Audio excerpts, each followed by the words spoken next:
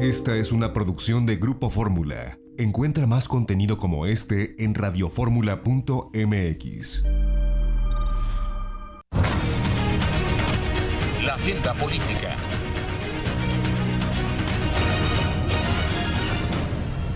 Ya está con nosotros Fernando Ávila. Fer, rápidamente, ¿dónde ves la agenda política y dónde pones el ojo en este análisis? Buenos días.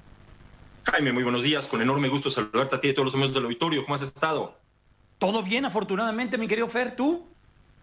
Afortunadamente igual, sin novedades en el frente, y eso yo creo que es la mejor de las noticias. Pero ciertamente, como lo has estado platicando durante todo el espacio, Jaime, la realidad es que de pronto no cambian las condiciones. Uno esperaría que tuviéramos mejores noticias generales en cuanto a que esto realmente va disminuyendo, pero lo cierto es que por muy optimistas que seamos, nos va a alcanzar el proceso electoral como tal, propiamente el inicio de las campañas políticas, la propia jornada electoral, y muy seguramente tendremos que estar conviviendo con toda esta crisis sanitaria, que confiemos, insisto, que con toda la esperanza, la fe, esté ya mucho más controlada, desde luego, que realmente ya haya un esquema mucho más amigable en cuanto a lo que puede ser el estar conviviendo en el exterior con este bicho. Pero lo cierto es que, insisto, la elección será el 6 de junio y las campañas como tal propiamente durarán lo que es abril y mayo, y en consecuencia tendremos que convivir con ello. Y es por ello que resulta interesante el analizar un poco cómo se desarrollarán las campañas electorales y también, por supuesto, cómo eventualmente serán las elecciones en medio, insisto, de esta pandemia.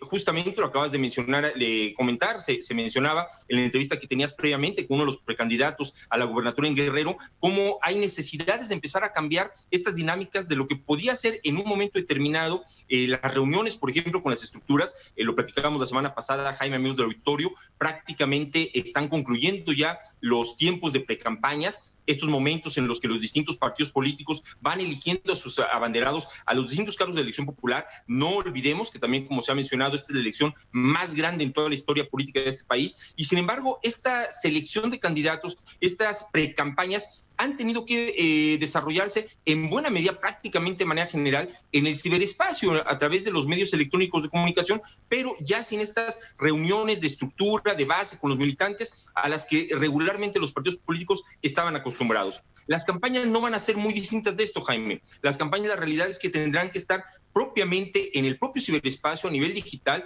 desde luego usando los mecanismos de los propios medios de comunicación, pero con una dinámica completamente distinta a la que hemos vivido actualmente. Simplemente, solamente como un elemento importante para análisis, en la pasada elección de Estados Unidos y lo que fue un poco la campaña del expresidente Trump, prácticamente hay datos de la enorme cantidad de ciudadanos, de electores americanos que resultaron contagiados, toda vez que sabemos el expresidente Trump no respetó estos mecanismos de sana distancia, de no hacer reuniones con mucha gente. Al contrario, continuó con esta dinámica tradicional, y lo cierto es que esto de alguna suerte no solo permitió de alguna manera que muchos de sus simpatizantes resultaran contagiados en estos mítines, sino que además, sin duda alguna, tuvo un impacto importante en lo que fue propiamente la decisión electoral final, que terminó costándole propiamente la elección presidencial. Entonces, en ese sentido, Jaime, amigos del auditorio,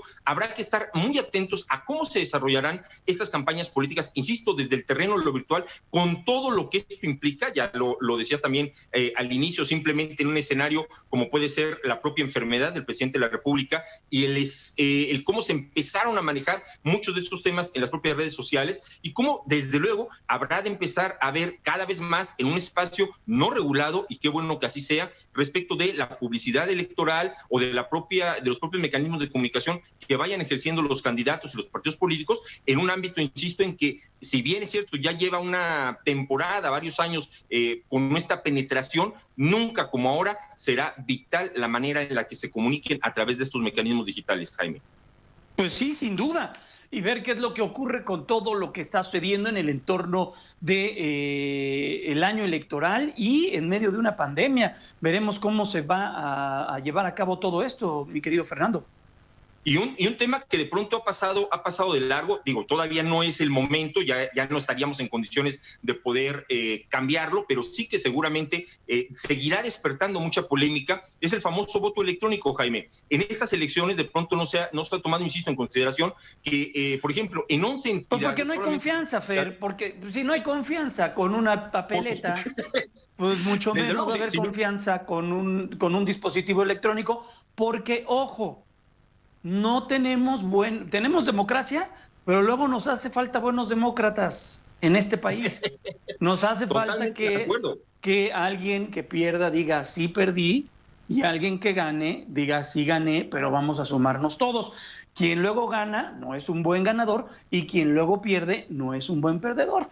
Y las democracias están hechas a base de esos dos personajes. Absolutamente de acuerdo contigo, totalmente coincidente. Pero resulta interesante, insisto, porque en esta elección, por ejemplo, 11 entidades recibirán votos de mexicanos en el extranjero. Sí. Y esos votos pueden ser desde el mecanismo tradicional, el correo postal, pero también, y de manera muy importante, a través precisamente de plataformas de voto electrónico. Entonces, que acuérdate de mí, estamos hablando este 31 de enero, que va a haber una crítica por lo caro que sale el voto electrónico y por cómo, si nada más se recibieron, te voy a decir una cifra, 100,000 votos del extranjero. Cada voto costó al INE quién sabe cuántos miles de pesos. Y viene esa crítica también por ese lado. Vaya, hay críticas de aquí por todos lados a la democracia. Hay que avanzar todavía mucho, y bien lo dices. Si de pronto el voto tradicional, ese que se puede contar en papelito, resulta tan complicado que el perdedor acepte que perdió en esa coyuntura o en esa circunstancia, sin duda alguna hace falta avanzar mucho, pero es interesante el análisis de lo que podría eventualmente ser precisamente el voto electrónico y si es posible aplicarlo o no. Las experiencias extranjeras nos indican quizá que vamos en sentido contrario, pero bueno, si te parece, eventualmente habrá tela de dónde cortar en ese tema. Que si no. Fer, te abrazo, te deseo un extraordinario fin de semana, cuídate mucho y seguimos en contacto. Igualmente, Jaime, un abrazote a la distancia, excelente domingo, buen fin de semana. Gracias.